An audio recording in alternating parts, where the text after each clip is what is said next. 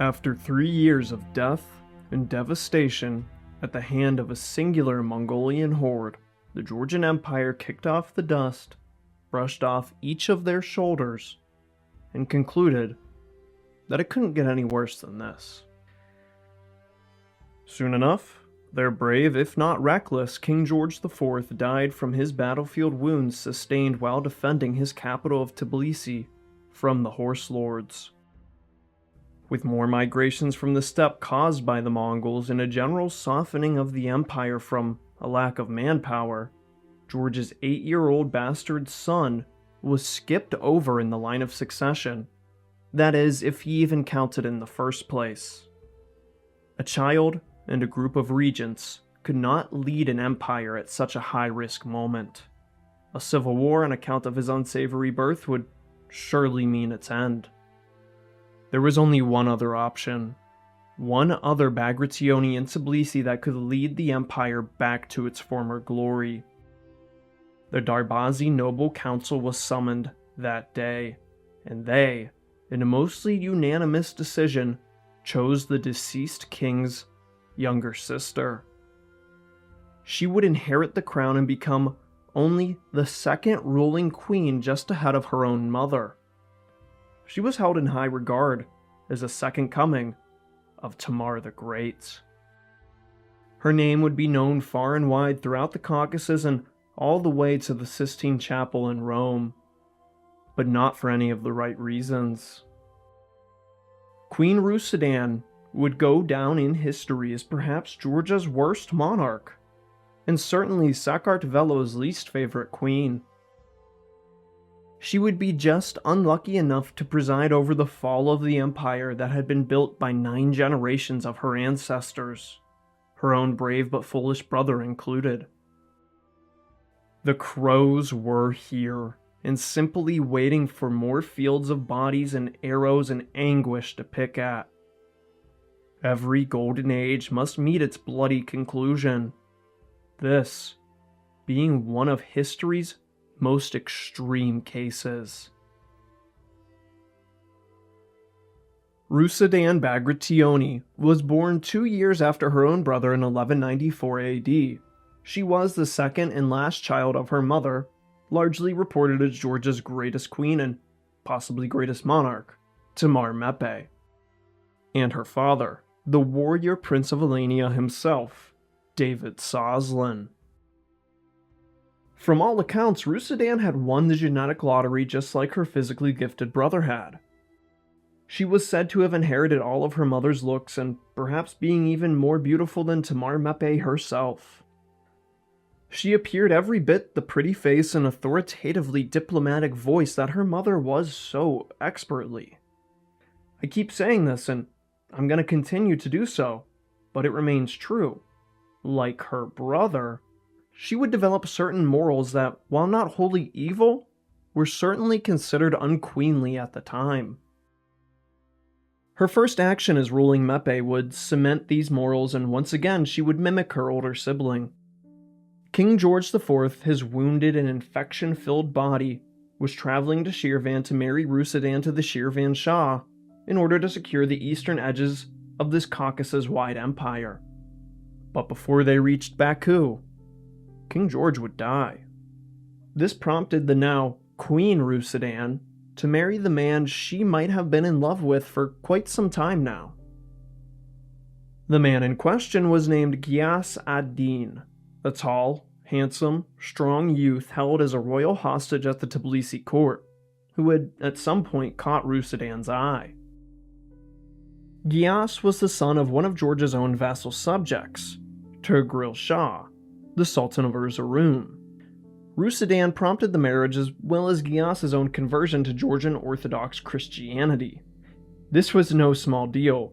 Rarely did conversion and marriage mix, and even less so between a male Muslim to his more powerful and female Christian. It doesn't take much to see how this just doesn't make sense in the faith of Islam, and especially at this time. Ghiyas likely wanted to accept, but this was huge, so he left the choice on his conversion up to his own father. Turgril Shah responded excitedly, accepting the marriage and his son's queenly and Christian lover. I mean, he would be stupid not to marry who was one of the most powerful queens in the world at this point. The Darbazi, seeing how well it worked when they didn't let George marry his own peasant-born mistress, decided to just let Rusadan marry the guy. He was still of noble birth, after all. And his marriage isn't completely useless.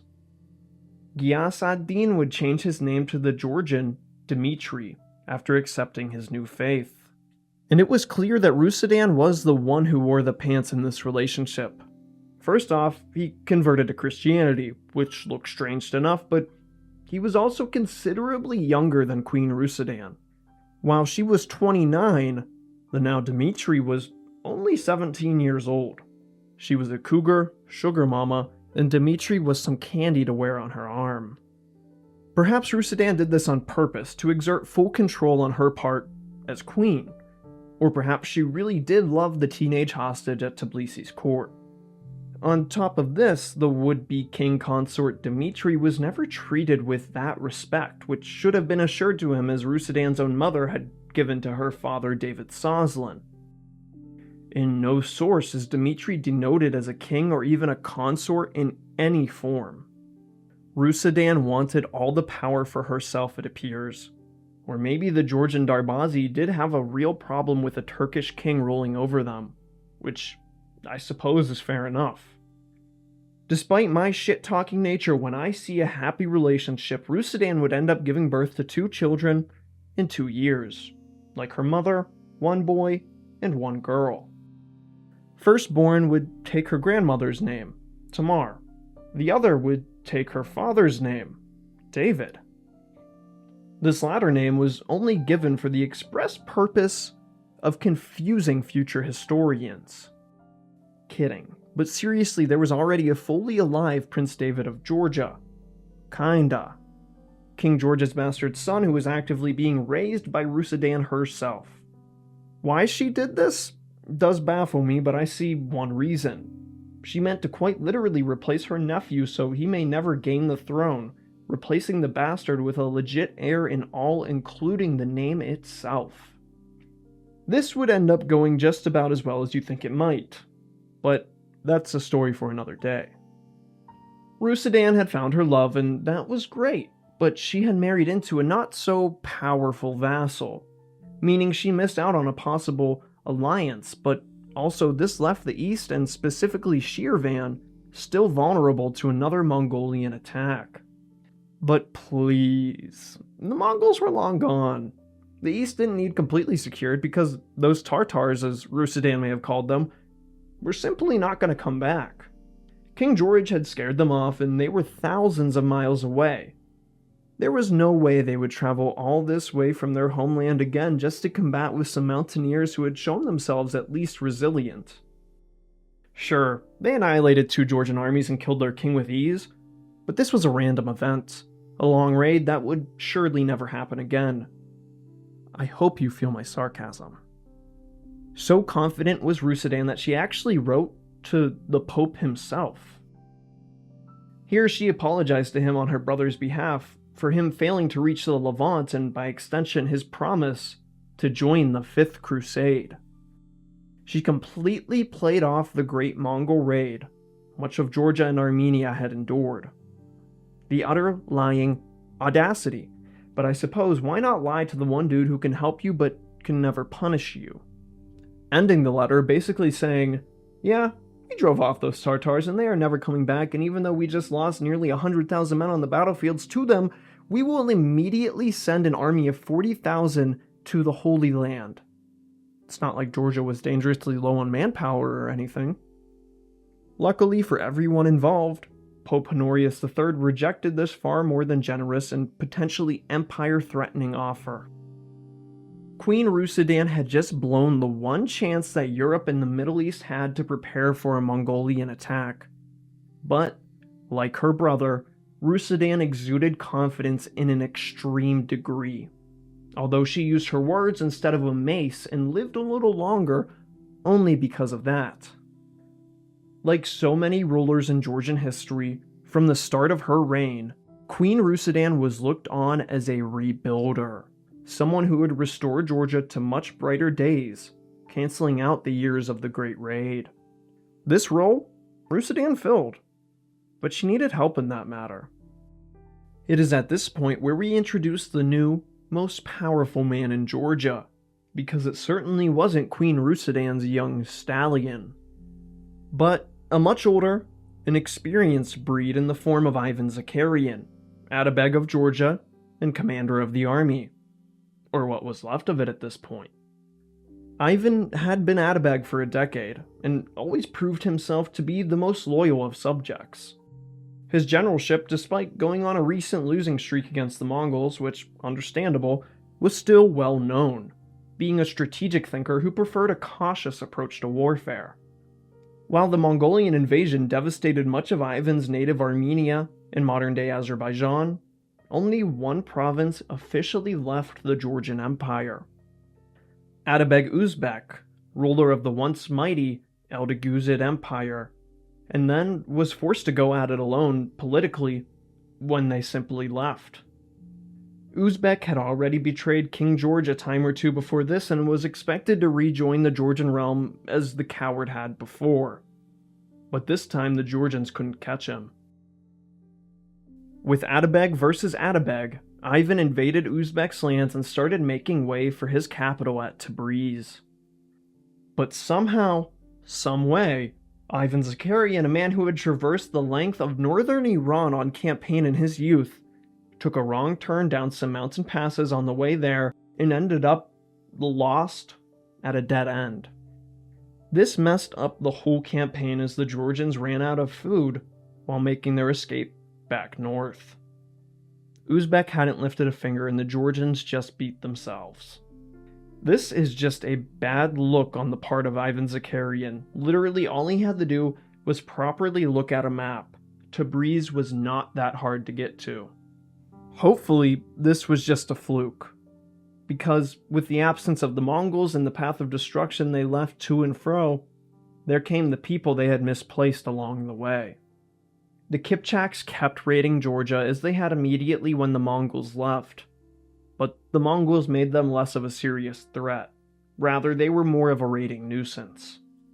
But there was one man in particular, one warrior prince and would-be Shah who wanted nothing more than revenge, in the form of exterminating the Mongols who had taken his inheritance and killing anyone and everyone who may have gotten in the way of these lofty ambitions.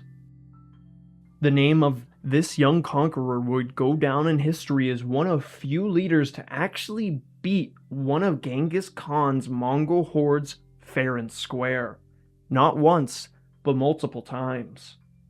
This was the soon-to-be notorious Jalal al-Din Khwarezm Shah. Only 20 years old when the Mongols destroyed the Khwarezmian Empire and set his father and he running to the ends of the world, Jalal al-Din was the real deal, and is truly the second Alexander the Great, as his father was so famously and inaccurately called. After fighting the Mongols as they pillaged Khwarezm's greatest cities, Jalal retreated, until finally making his final stand.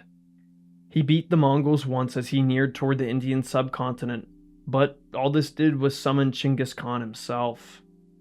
He could cut the head off the snake right here, and although outnumbered and with his back quite literally against the Indus River, Jalal decided to make one last stand instead of run. Of course, this underdog would lose against the Great Khan and retreated by jumping off a cliff and into the river below. Genghis Khan's soldiers could have at least shot at Jalal and probably killed him here, but the Khan gave the order to hold their fire. Genghis was in this position himself not too long ago, and probably would have appreciated not getting shot at as he had ran for his life. I think Genghis knew Jalal, the more than capable and young commander that he was, would come back with a similar vengeance to himself in Mongolia. And the Khan liked nothing more than to cause havoc wherever the Mongols touched but could not fully conquer. And Jalal had the potential to be a great agent of chaos. And so, the exiled prince stayed in India for some time, managing to regather an army and start fighting his way back to the top of the food chain in the warrior-ridden area that is the Punjab. After a few years of roughing it, the would-be Shah could not establish himself in India. Perhaps the culture was too different, or perhaps Jalal was just too bloodthirsty. This guy would just make it a habit to take out whole Indian armies seemingly for fun, an action that would grant him a lack of friends, but would train his craft for the real challenge that lay ahead. With informants and still loyal subjects in Iran, hearing the Mongols were now gone, Jalal took his ragtag band of experienced and diverse soldiery and crossed the Indus River, not as a fleeing coward this time, but as a conqueror. He would reform the Kwarazmian Empire and drive those Mongols back to Siberia when the moment came. Jalal's own brother had fortified Esfahan in northern Iran and invited him back, in which the Shah would arrive in 1224. This revived Khwarezmian Empire would start off with a border with none other than Atabeg Uzbek of the Eldeguzids, a man who claimed to be an ally of Jalal's own father, but like everyone he pledged himself to, would eventually betray. Atabeg Uzbek was in no position to beat the man who beat the Mongols, so he did what he did best. He abandoned his family, practically surrendering them to Jalal, and ran for the hills. The Khwarezm Shah took all the things Uzbek had left, marrying his own wife for legitimacy before taking Tabriz and making it the Neo-Khwarezmian capital, slaughtering much of the populace of the city when they revolted shortly after, looking more like post-Mongol Urgench than the flourishing steppe metropolis he had grown up in. As for Atabeg Uzbek, the last of the Eldeguzid dynasty who, for a short period, controlled nearly all of Iran and, even more than that, would meet his end ironically inside one of the Caucasus Mountains' most impregnable fortresses, Alinja Tower. But don't worry, he found out his wife married Jalal al-Din before his death. Uzbek was a traitor, and more than deserving of punishment, sure. But this is just cold-blooded, man. Turning ice in his veins when Uzbek's widow ended up dead shortly after her forced marriage. This could have been suicide, I suppose, but Jalal had already proven himself more than capable of such unscrupulous actions. Anything goes in the post-Mongolian invasion of the Caucasus. With Uzbek's lands conquered and his dynasty ended, just on the other side of his territory rested extreme wealth and Mongolian leftovers, in the form of the still recovering Kingdom and Empire of Georgia. The Kwarazmians and Georgians nearly came to blows with Uzbek caught in the middle. Had King George Lasha and Shah Muhammad II fought, I can only see an epic alternate history and a legendary war for those involved. But now all three of these men, titans of their time, even Uzbek as a vassal, were dead and gone. Jalal al-Din would do what his father never got a chance to. He would make war on those most eastern of Christians, and bring them into the regrowing Khwarezmian sphere of influence. Beyond even that sphere of growing infamy was the Khwarezm Shah's soldiers, which were incredibly diverse and even more experienced on an elite level that likely only the Mongols could truly match. This near nomadic horde, some tens of thousands strong, had traveled from the Hindu Kush to Ganja, and everywhere in between that. Meanwhile, Georgia's finest were slaughtered with their king, and an army of old men and green boys would have likely been the file in rank. Not only this, but they were forced to hire mercenaries and rely on soldiers from the peripheries of their empire. In fact, there was already 30,000 men ready to take the fight to the east. Ivan Zakarian was to take another shot at reining in Atabeg Uzbek, but was obviously beaten to the punch by the Khwarezm Shah. Now the two armies were on a crash course. Ivan, who had served 3 separate monarchs with the utmost loyalty, was likely an old man by 1225, and while he seemed to be no pushover, the guy was still on a losing streak as of late. There's always time for his luck to turn around. even if Ivan was the one doing the turning around. Before any rash action, Jalal al-Din actually gave the Georgians a chance to ponder this fight. With the Mongols' inevitable return that somehow only Jalal knew would happen, he would have rather found himself a massive ally in Georgia than a war that would leave both limp and lonely. He asked Rusudan to fully submit to himself or face certain consequences. Rusudan, in her typical cocky writing style, rejected the offer and made her mistake when she mentioned how the Mongols had killed his father and destroyed his country, while the Mongols had left Georgia and were driven out. Quotation marks, driven out, just as they would drive out Jalal. Queen Rusudan, if good for anything, can deliver a mic drop letter with the best of them. Of course, this utterly infuriated the short-tempered Shah, who was now ready to simply wipe Georgia off the map. Rusudan raised the empire's banners, but surely this exiled prince of near nothing that was Jalal al-Din couldn't be as unbeatable as the Mongols had been. Yet, she had miscalculated. Even with the post-Mongol hangover, the expansive Georgian Empire could still muster a force of over 100,000 men. But Rusudan only gave Ivan another 30,000 or so, if that. Meaning Jalal al-Din and Ivan Zakarian would meet on near equal footing, with the Shah having a slight numbers and major experience advantage. But sure, the Georgians have done way more against way worse odds with way less, so the queen was not worried. The Khwarezm Shah started marching through southern Armenia. Resistance was futile as he made way to a very symbolic and highly defendable place in Armenian history. Here, the fate of the Caucasus would be decided with the old gods watching from the hillside village of Garni, home to numerous natural wonders including the Garni Gorge, which were rock cliffs of basalt columns.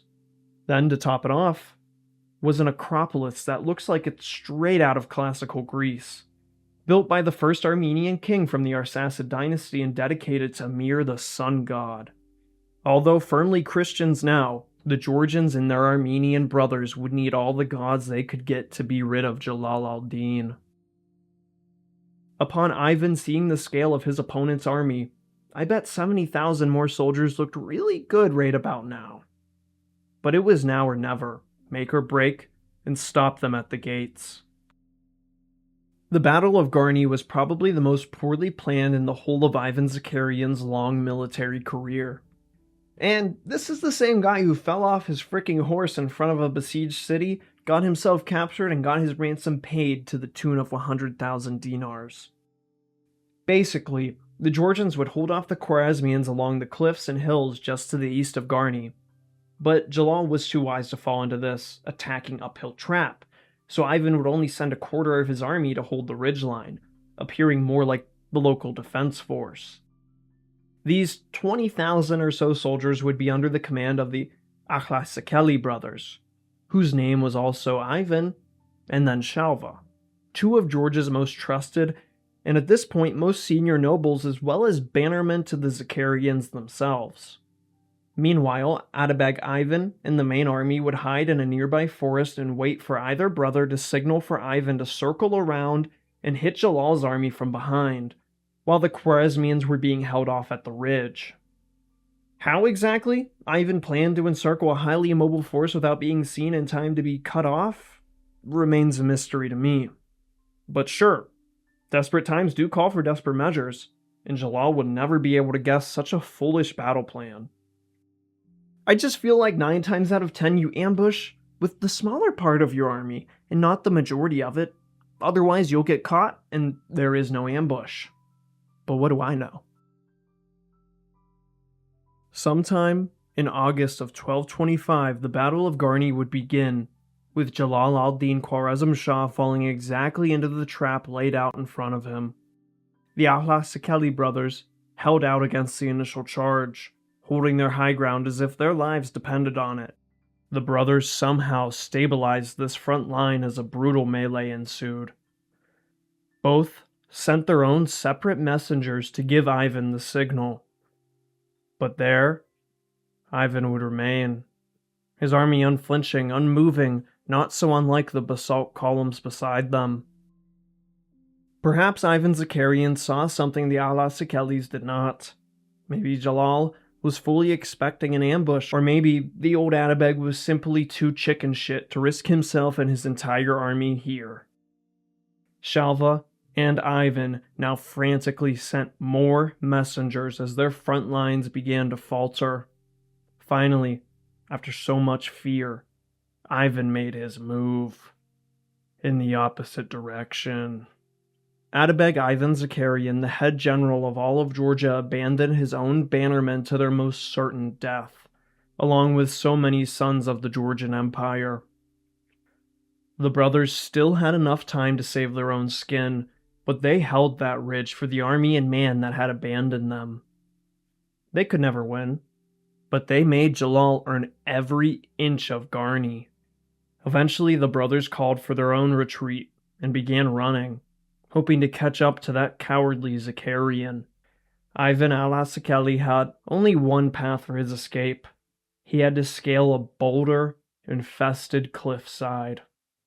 He climbed and climbed until one of his own soldiers made the wrong hand move and sent a large rock cascading down to the ground below, smacking Ivan on the way down, and if that did not kill him, then the fall certainly did the rest. That's some real Tom and Jerry shit, and a shameful way for one of Armenia's greatest warriors to go out. For Shalva, his route of escape was much flatter, and instead of uphill, it was down. He had the best chance to escape, but it was not in Shalva to run while so many of his own were slaughtered behind him. With a small group of brave men, Shalva fought his retreat, allowing for the escape of much of his flank. The group fought until only Shalva remained. Heavily wounded, he would not put down his sword. Eventually, he was exhausted and could lift it no longer. There, he was captured and brought before the Khwarezm Shah. This fighting action immediately bought him the respect of Jalal al-Din. Shalva al-Nasawi would go down in history as the man who killed 200 Turks and complained that no one, not even Ivan Zakarian, would fight with him. Had there been 200 Shalvas, the Battle of Garni might have just ended differently. He was a hostage of great value, being the treasurer and master of ceremonies at court. The Khwarezm Shah planned to use him as an intermediary and a pawn to convince Rusudan to his side. As Shalva healed from his near-mortal wounds, he actually became something of friends with Jalal and was treated as an honored guest. He also made other friends inside that war camp, finding a person or persons to covertly send letters to Rusudan, informing his countrymen of enemy war plans. If the al-Nasawi were anything, they were brave to a fault and gained respect through that. These brothers had always been on the very front of the line since the days of David Soslin's great victories some 20 years ago. Something Ivan Zakarian may have just been utterly jealous of, or at least fearful of. There's only one reason in my mind that Ivan abandoned Georgia's bravest to their early graves. Ivan was an old man. The brothers al-Nasawi were at their peak. Ivan's nephew and son were mostly untested and certainly young. In order for the next generation of Zakarians to claim the title of Atabeg and Marshal, respectively, the sonless Shalva and the singular-sunned Ivan had to go. Once again, court politics would tear the Georgian army apart, and much more than that. For his cowardice, Ivan was disgraced, and while not stripped of his lands, he did lose the title of Atabeg, which, keep in mind, was made for him. He was taken out of the command of the army, instead leaving that to his son, the now Atabeg, Avag Zakarian. You know, I really liked Ivan Zakarian Mikarzeli at the beginning of his career, but let me just say, his brother Zakar was way more talented, at least as a general. Ivan was a tutor to kings and maybe played a good role in the classroom. But now that I think about how Georgian Rusudan turned out, I'm not super sure about that either. From here, Jalal would take the symbolic Garni and much of southern Armenia, at least in the countryside, with the cities of Ani, under the leadership of Ivan Zakarian's nephew, Shah Zakarian, holding out along with Kalat, under the nominal rule of Ivan Zakarian's own daughter, Tamta, who had married the usually absent Ayyubid ruler of the city. And then there was Kars, formerly owned by Ivan Achilles, but now under his son, David. But completely, unexpectedly, with nothing but advantage ahead of them, the Kwarazmians turned around. Another rebellion broke out in Tabriz, which Jalal easily subdued again, thereby deciding to stay in the city to celebrate Ramadan, giving the Georgians some breathing room. And what did Rusudan do with this free time?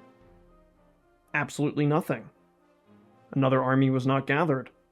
Instead, every province of the empire was instructed to fend for themselves, a strategy that only made the job much easier for the return of the Khwarezm Shah in 1226. Both sides wanted peace, knowing full well their matched numbers. A ceasefire was called, with half of Armenia still under Khwarezmian occupation. Atabeg of Zakarian personally met Jalal al-Din in a scene that couldn't be any more fitting for reasons that would soon become ironic, at a bridge that crossed the demilitarized Hrazdan River. Their armies on either bank. This conversation was a short one. Jalal proposed an alliance between Georgia and the Neo-Khwarezmian Empire, if only to combat the Mongolian hordes together. Avog found himself in agreement.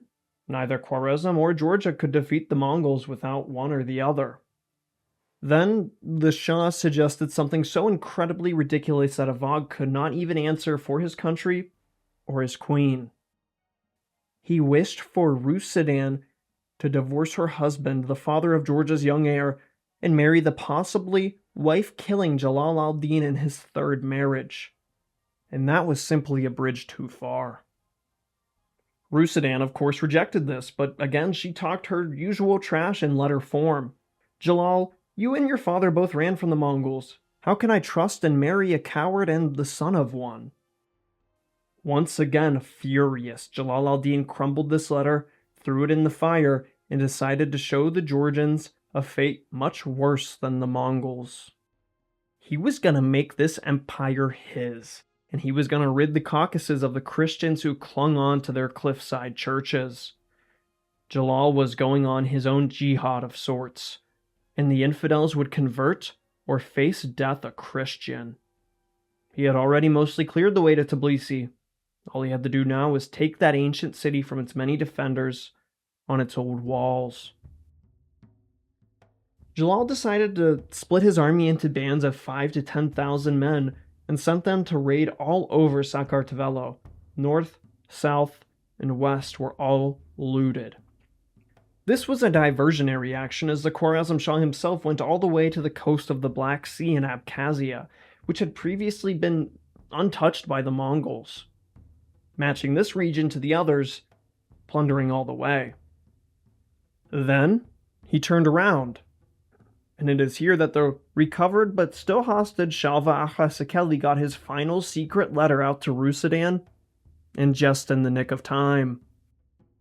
He told his liege that despite what it may have appeared, Jalal was coming for Tbilisi very soon. Shortly after this, someone snitched on Shalva, and despite gaining the friendship of the Khwarezm Shah, he was given the choice that so many innocent non-combatants were soon to be given.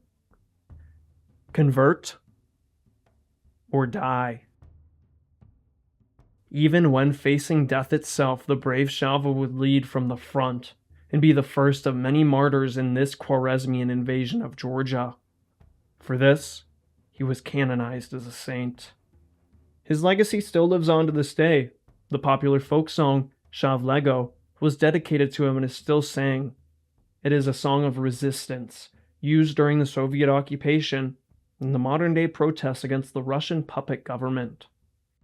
Rusudan, luckily, took Shalva's last words to heart. She took her court, evacuated Tbilisi, and moved west to the previous capital seat at the much more defensible Kutaisi.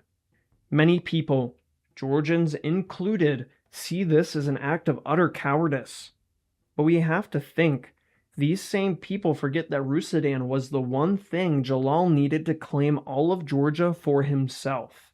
If she was captured, Jalal would forcefully marry her and Georgia would be his that easily. But Rusudan didn't just leave Tbilisi alone to face the seemingly jihading Jalal. The Daryal Pass, which separated Georgia from the many tribes of the northern Caucasus, was opened, and through it were summoned these hardy mountain warriors. Lezgins, Alans, Chechens, and Ingush all answered the call to defend a city most had never even seen. To lead this defense were another pair of brothers, the disgraced Jikeli brothers, who had disobeyed Rusudan's mother and befriended her brother, were finally given the chance to reprove their loyalty. A victory meant a total pardon and a return to glory. If Tbilisi was gonna fall, Menma and Batso Jikeli, with their mountaineer warriors at their side, would not go down without a fight. At this point, even as the Georgian Golden Age was being snuffed out, Tbilisi was still one of the wealthiest cities in the world, and hadn't had a proper sacking for more than a few centuries. Churches, mosques, hot springs, and the center of trade in the Caucasus, and beyond that, were the city's claim to riches. On the 8th of March 1226, one of those roaming raiding bands of Kwarazmians arrived at the gates, and that night brought the fight to the defenders. Scaling ladders were thrown from the walls as Menma and Batso pushed back their foe with the fury of tens of thousands. Little did they know that this was all just part of the plan. As dawn broke on one of the most infamous days in Georgian history, March 9th of 1226, it appeared the Kwarazmians had left a few thousand exposed in their camp, just outside the city's gates. This would be easy picking, thought the Jikeli brothers, as they sallied out to defeat their besiegers on the field. But just as their soldiers engaged the Kwarazmian camp, Jalal ad-Din and the whole of the Kwarazmian cavalry thundered towards them. He had tricked them, and now the Jikeli ran back as fast as they could, hoping to beat the horses in a race to the open gates. Half the garrison was left in the field to buy time for the whole city. But just as the brothers made it through the gates, a local Muslim took advantage of the confusion and struck down Menma Jikeli. Tbilisi was and remains to this day one of the most diverse cities in the world, linguistically, ethnically, and most certainly religiously. In fact, at this time, Muslims and Christians were near equal in number, and with the Muslim Khwarezm Shah at their gates, the Sons of Islam revolted, with Menma being their first victim. As Batso and what was left of these ragtag defenders made it back to the safety of the inner fortress named Asani, they destroyed a bridge on the way to block their path. Meanwhile, the Muslims of the city kept the gates open for Jalal ad-Din to storm his entire army through. As the city fell, Batso knew he had done all he could. They might both be dead now or close to it, but the Jikeli brothers had redeemed themselves. They couldn't save the city, but one went down with it, and the other had one more chance to save the civilians. Asani was truly a tough nut to crack, even with only a few hundred in defense of it. Batso held his own until he saw the lengths at which the Khwarezmians were ravaging. He surrendered, hoping this would spare his fellow Christians. For this, his life was spared, and he would go on to live to an old, ripe age. But he would never be truly redeemed. His surrender had no impact on what Jalal ad-Din was about to do. As the city was utterly looted and ransacked, any who resisted were killed on the spot, while those who fled and surrendered were all gathered, as if they were a flock of sheep to the Turks. Here the Christian populace would be gathered at the end of the Meteki Bridge, where they were forced to watch as the cross that adorned the dome of Sioni Cathedral was thrown down, clanking onto the bridge below. Then the Khwarezmians collapsed the dome itself and looted the church. Jalal ad-Din then made his throne where the dome once stood. A little overcompensation, if you ask me. Priceless relics from all over the city's many churches, including Sioni, gathered from hundreds of years of history, were piled up, covering the length of the Meteki Bridge. As the Christians watched, their pastors held firm in the front, horrified, I'm sure, but staying strong if not for the faith itself. Jalal al-Din walked over the relics to meet these thousands of Christians. He informed them to convert to Islam, spit on, and then walk over their very own religious relics to prove it, and cross the bridge. The choice at the end was convert or die. If you know anything about the Georgians as a people, then you should already know how many crossed the bridge on that fateful day. The holy men led by example, unflinching until their heads rolled from their shoulders. Parents urged their children to cross, but the children stood between mother and father. Jalal al-Din's planned conversion fell through, as head after head was lobbed from what could have been his new subjects. As these men, women, and children were executed for their own faith, their bodies were dumped into the Kura River, which began to run red and, by some accounts, stayed that way for 2 whole weeks. Some say 10,000 Christians were killed on this day. Others say 100,000. Regardless, every single one of them would be remembered as a martyr and a saint. The 100,000 martyrs of Tbilisi would be remembered forever as likely the largest Christian massacre in history up until this point, and would remain that way for quite some time. The feast day of these 100,000 is coincidentally enough on Halloween Day. The Meteki Bridge is still used as a point of protest to this day, somewhere you can stand shoulder to shoulder with an ancestor's ghost to fight the forces that wish to subdue the Kartvelian people. It represents the stubborn nature of the Georgians better than anything else could. No matter how many were truly martyred, only more would be added as Jalal al-Din left the ransacked city to finish his conquest of Armenia's 3 holdout cities. He installed one Sharaf al-Mulk as governor, who took the fight beyond Tbilisi's peripheries, raiding all the way to Tau and even Erzurum, and not so far from Rusudan's Kutaisian retreat. Here, Governor Sharaf enslaved so many Christians that the price of slaves throughout the Middle East drastically fell. As Jalal al-Din was trying and somehow failing to take the surrounded Kars, Ani, and Kalat, the greatest news from the east was sounded.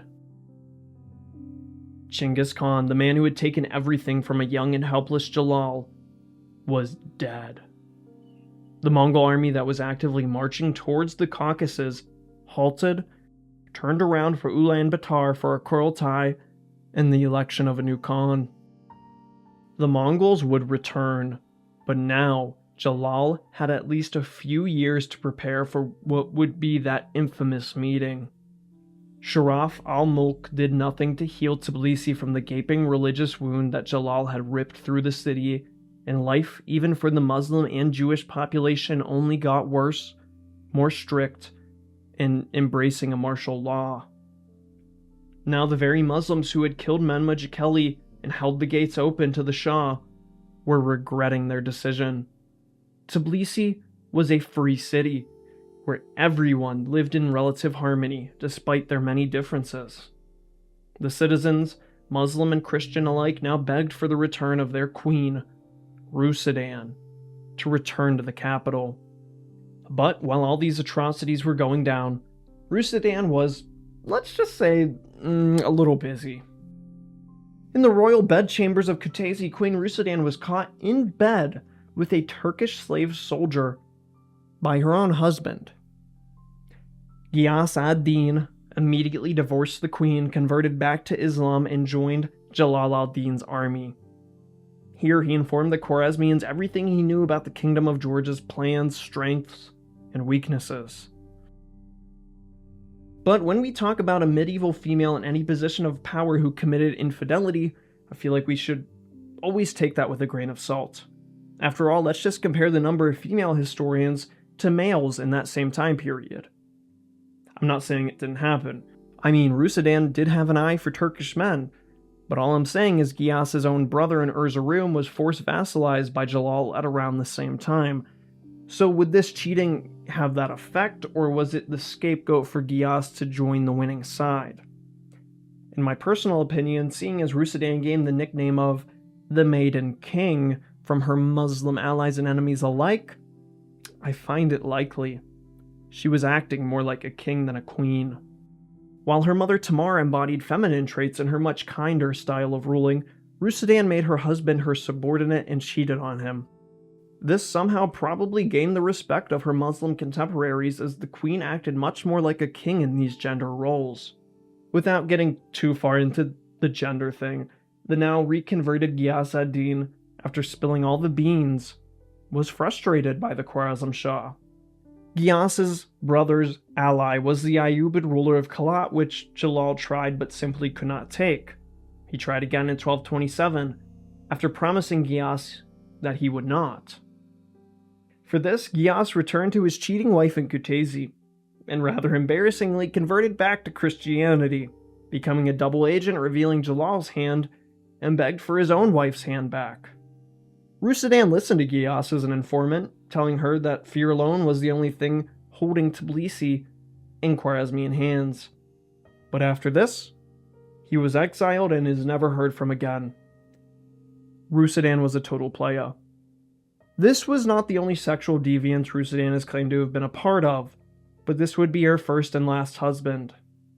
Any more children could be a death sentence to her now fatherless son and supposed to be future king. Ultimately, Giyas's absence had no impact on this story, and that is just a sad cuck moment. In February of 1227, just as the winter was ending, a Georgian army descended from the mountains with the melting snow behind them. They were welcomed back into Tbilisi as liberators. Sharaf al-Mulk was executed, while the Christians and Muslims of the city mended their wounds and differences under the Bagrationi banner, both now adored as saviors from Jalal's Jihad. There would be an early and unseasonably warm spring that year, and a very silent one for Tbilisi. Upon learning that the city had thrown its gates open to the Georgians as they had for him, the Khwarezm Shah returned, with much hatred and frustration in his heart. As he approached that jewel of the Caucasus, that city of hot springs got even hotter. Billowing smoke filled the banks of the Kura River until reaching the cliffs overlooking the city. Jalal would not be welcomed back into Tbilisi with open arms through the front door and onto his throne-adorned church this time around, because every single gate was part of the inferno, a pile of burning rubble being the only thing left to give him a warm welcome. If the Georgians and their group of diverse friends couldn't call the city home, if the Bagrationi couldn't rule from their capital, then nobody would. Jalal al-Din could only watch as the city and his hopes of ruling it burned itself out. Here, he became Napoleon in Moscow. He had the city, but he didn't have the queen, and it was clear that after 100,000 martyrs, fire, and sword, that the Georgians would never be ready to roll over and give up, at least not to him. There is, of course, another version of this story where in anger Jalal lights the fire himself, turning Tbilisi into his old Urgench and himself into the Mongolian threat he vowed to destroy. Regardless of who set the hellfire, the relics of the Georgian Golden Age, from churches, architecture, marketplaces, manuscripts, paintings, frescoes, and more, all went up in flames in a black smoke. The Georgian Golden Age, with the city at the heart of it, after enduring for more than an entire century, was now officially over. And who else would have the final say but the Kartvelians themselves? While the days of David IV, George III, and Tamar Meppe were fading, while the ashes settled, for the Georgians, as we all well know, the fight was never truly over. It would take another 100 years to reclaim a remnant of this age of God, gold, and glory. The burning of Tbilisi would end up causing enough distraction for Jalal to turn back to inner Iran, to deal with the return of the only thing he feared more than a city he himself didn't burn. After selecting Ogadai as Great Khan, the Mongols were back to subdue the Middle East in full force. After making war for his entire adult life, Jalal had become the agent of chaos in the region Chinggis Khan had always hoped he would be. The Khwarezm Shah wanted to create an anti-Mongolian coalition, but all he did was make just as many enemies. As the Mongols beat him in the east, Jalal went back to running, not toward India, but back into the occupied portion of the Georgian Empire. Here, he attempted to summon his Ayyubid and Rum vassals and allies, but found no help from either. His aggression against Ayyubid Khalat was more than enough reason for either sultan to reject an alliance with the Mongolian Empire's biggest rival, and I don't blame them at all. But as always, Jalal did not simply retreat without a fight, but still made merry war with Georgia the whole way, likely plundering gold and taking slaves as a last-ditch attempt to purchase allies, hiring them in the form of mercenaries. With Jalal ad-Din at the weakest he'd been since his backstroke swim across the Indus, the Georgians decided to finally rid themselves of the Shah of increasingly nothing. Atabeg Avag Zakarian, son of the disgraced and now likely dead Ivan Zakarian, gathered only what was left. Some 40,000 men of various backgrounds, Georgians from Svaneti, fought alongside Alans, Kevsars, Imeretians, Chechens, and Kipchaks, who all banded together. United now as Rusudan should have let them be from the start, not far from that ruined Tbilisi, the Kwarazmians and Georgians would meet one last time on the battlefield. And with one battle to decide this war, Jalal ad-Din had one more trick up his Swiss army knife of a sleeve. See, the Kipchaks and Khwarezmians were both Turkic groups, with a split-off but somewhat shared history if you go back far enough. Just as the Kipchaks north of the Caucasus made best friends of the Georgians, so did the Kipchaks north of the Sir Darya River make alliance with the Khwarezmian Empire. The only difference is Jalal ad-Din was a Turk and Atabeg Avag, despite his Turkish title, was not. The Kipchaks flipped sides at the last moment, and together with their Khwarezm Shah, they crushed the last serious army the Georgian Empire had the ability to muster. Avag Zakarian was defeated and limped back to Kutaisi. Meanwhile, Jalal and his fresh band of horse archers took the province of Lori, and beyond that utterly looted Georgia for all it had left. Only the cliffside villages on top of the highest mountains were spared from his devastation. With this, he could now pay his new Kipchak mercenaries. Eventually, Jalal returned south, needing to secure those strongholds in Armenia with hopes of outlasting the Mongols in long sieges rather than facing them, now outnumbered, in the field again. The following year, with Jalal distracted in the south, the Kartvelians reclaimed their capital of ash and rubble and began rebuilding the city at the center of their world. It would be quite some time before that capital was restored as a proper city, but it would one day flourish. But never again would it return to its past glory. By 1230, after 3 separate attempts, the Khwarezm Shah was at last able to take Khalat from Tamta Zakarian in the same way he first took Tbilisi. Muslims inside the city, tired of siege, opened the gates for their Shah, and he repaid them by destroying the place and slaughtering many. Even the Muslim Kurdish population would not be spared. The brave older sister of Avag had held out for 5 years, and her punishment came in the Khwarezm Shah's usual way for powerful females. The people of Khalat loved their Armenian lady, and did well to hide her from the grasp of her twice-widowed, likely homicidally so, Jalal ad-Din. Eventually her disguise was found, and Jalal took her as his wife, and in revenge for the past 5 years of sieges, her brother and her father fighting against him at every turn, he consummated the marriage that night. But unlike his previous 2 wives, Tamta Zakarian would outlive her captor, and she would go on to live a well-traveled and rather incredible life. We will hear more about her in the future, I'm sure. Meanwhile, in the wartime capital getaway, Rusudan, when she wasn't in bed with slave soldiers and the likes, actually found some time to make what is quite possibly her only politically savvy move. Rusudan allied with the Rum Sultanate in what was left of the Ayyubid Kurds. The former of which was on its own rebirth of sorts, headed by an energetic sultan named Kekubad, who had actually just got done defeating Armenian Cilicia, taking some of their land and making them his vassal.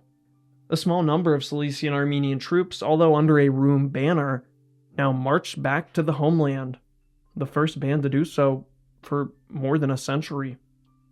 They planned to meet the Ayyubid army and, once and for all, rid the region of the Shah of Noshadam.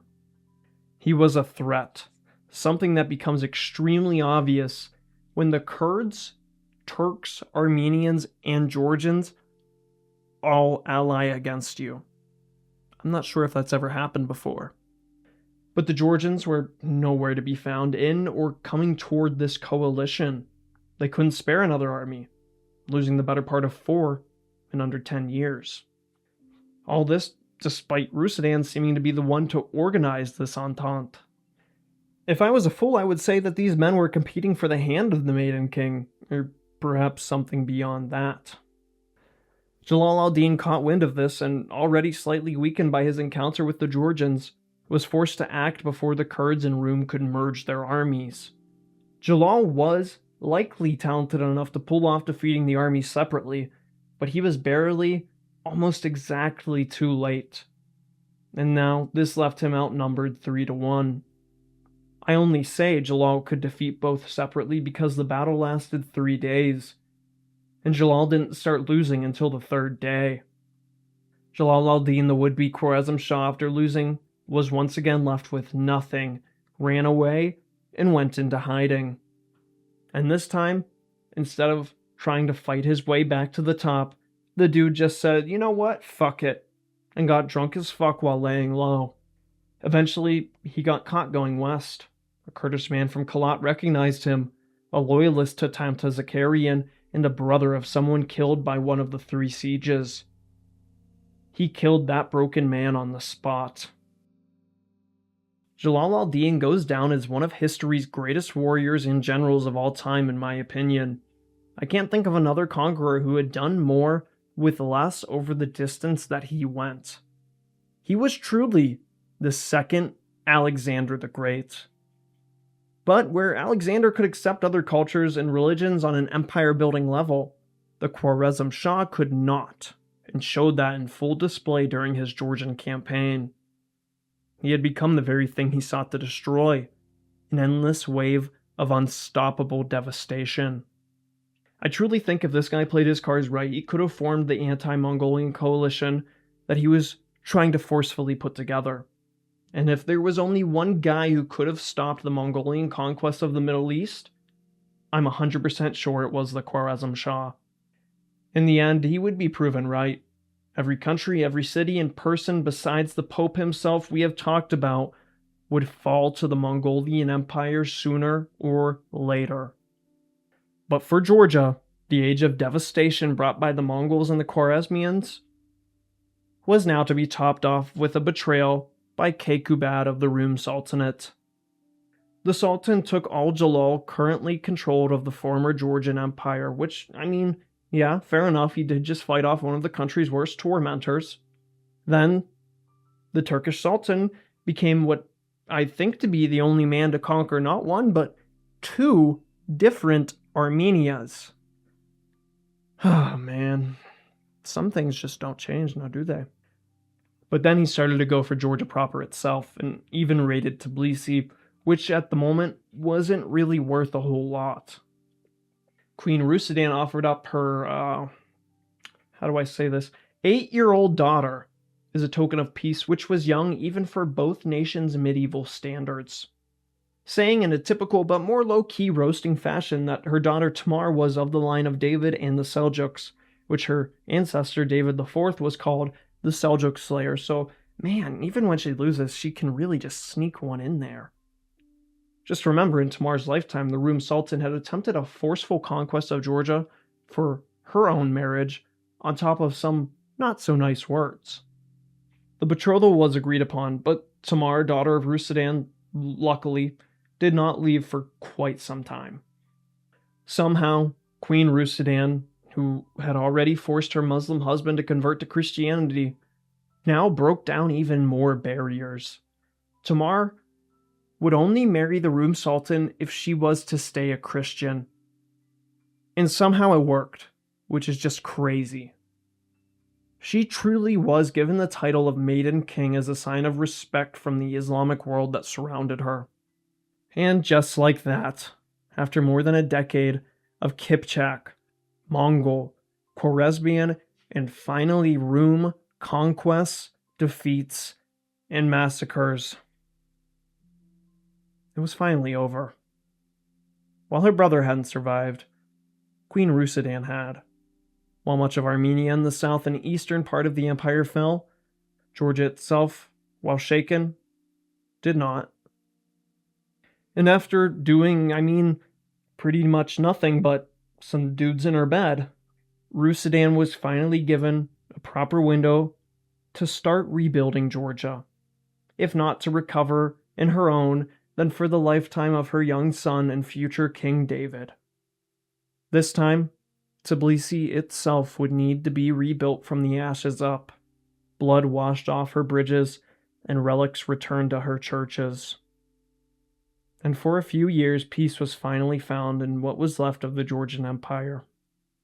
But these 10 previous years of total war were only, and somehow, the calm before the ultimate storm of the century.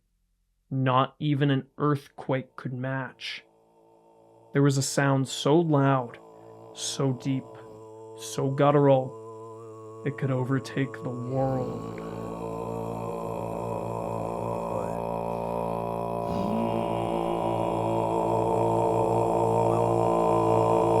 If you want to support this stoic historian, feel free to do so on Patreon for as little as $1 a month, and join Derek Clark, Dalinar, and Moist Lord, or become a YouTube channel member, like Derek Clark again. What? Why? Heath Dion and John Fritz. Thank you guys for supporting the channel. I really appreciate it.